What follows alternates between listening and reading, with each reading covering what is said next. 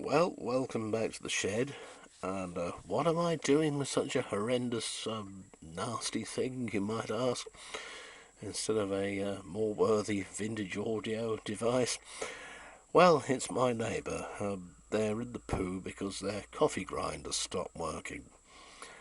This thing is a Bodum, and it's designed in Switzerland of all places, but I bet it's made in China. It looks as if it is, and it's glued together.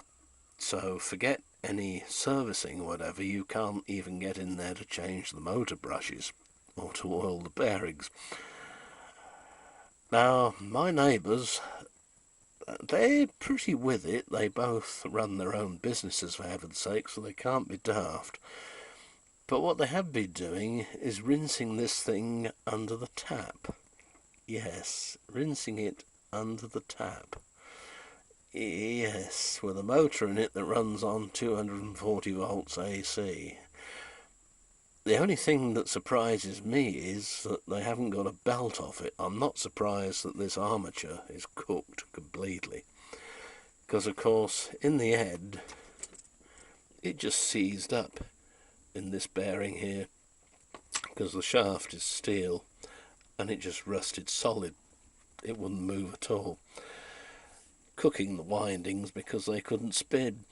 And the little fan on there, you see, they rely on the fan and the high speed to cool the motor.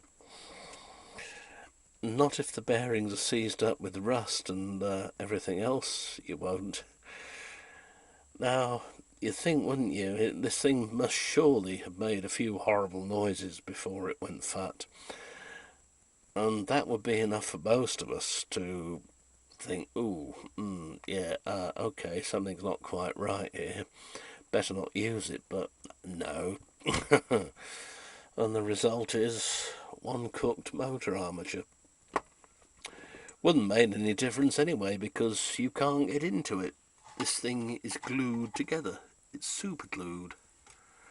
And of course, they want you to not be able to get into it because they want you to go and buy another one when it fails.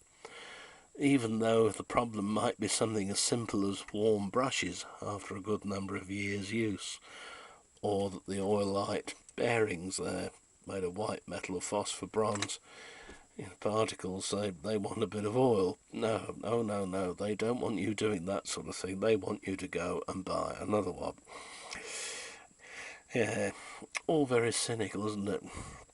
So the upshot of it is that this thing is no good at all. This little starting switch here is a tiny little micro switch. Although oddly enough it is working. I would have thought that perhaps the flash on starting would be enough to have seen that off, and that was my first thought. But now I've got it apart, you're never going to be able to put it together again really safely. A cheap sort of, well, I suppose it's stainless steel pressing the blade thing, somewhat like a liquidizer thing. Doesn't even seem to be sharp at all. It's just just relies on speed and brute force, I think. So yeah, this is only fit for the Vuilniswagen, as they say in Holland. Rightly so. But it does make you wonder. I remember years ago my garage mechanic telling me a hilarious story about a little old lady who went and bought a new Ford Anglia back in the 50s, and she found that there was a lovely thing on the dashboard because you pulled this little knob out and you could hang your handbag on there, your purse if you're in the States, and go along with your handbag nice and convenient. Only thing was that every time you came up to the lights or a junction and had to stop for any reason, the engine died. So in the end she went back to the dealer to complain, and they took her out on a test run to see if she was doing anything wrong.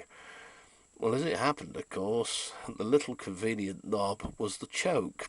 Remember those? Well, you have to be an old fart like me, don't you, or into old cars to remember those, or know about them. Oh no, they said, oh, good heavens above, madam, you shouldn't be using that for that. It's to help start the engine on a cold day. Oh dear, really? Oh, nobody ever explained that to me. Oh dear, oh dear. But in more recent times, another neighbour of mine had trouble with his vacuum cleaner. He'd run out of Hoover bags, so he put in a Tesco carrier bag.